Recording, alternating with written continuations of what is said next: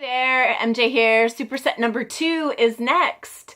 And that one is seated shoulder press and dumbbell row. And then, of course, we'll have a stretch after that. Again, if you have a bench, great, do it on the bench. Otherwise, this is another one I'm going to show you on the ball. All right, so we're going to take the ball, and I will face you on this one. Again, remember what I said about picking up weights.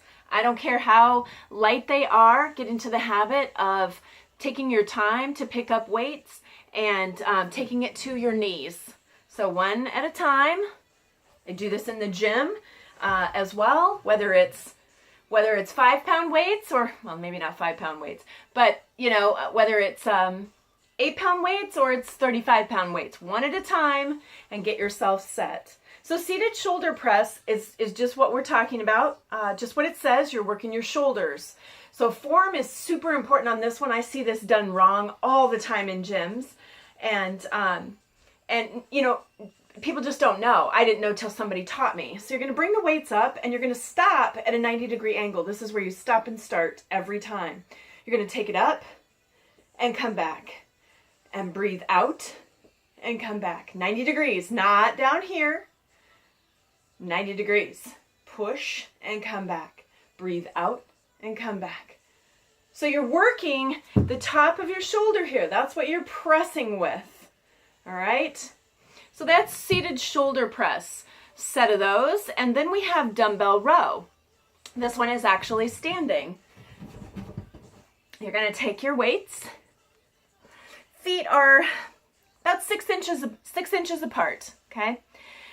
And what we're working here are delts. Delts are the back side of your shoulder. They're not your triceps down here. They're the back side of your shoulder. So you have this shoulder cap, you have the top of your shoulder, and you have this cap. And it's the back side of that. And it's really hard to hit. You have to really learn on all of these things to train with your brain. You can do so much when it comes to strength training, weightlifting, by training with your brain. Just like I talked about in the warm-up section about poking the muscle that you're working, you're telling your brain, we're working the abs, target the abs. It's the same concept when you're working any muscle group. You don't want to have your mind wandering. You want to be thinking about what you're using. So delts are super hard to get. And one of those exercises is a dumbbell row. There's variations of this, so I'm just going to show you my favorite one that I want you to work on, and that is the standing delt dumbbell row. Sorry. So they're head to head, and they don't go past your bottom of your kneecap. Okay, tummy's in tight, and you're going to bring it up and come back. And bring it up, squeeze, and come back. I want you to pretend you're trying to touch your elbows together behind your back. Squeeze and come back. It's not here.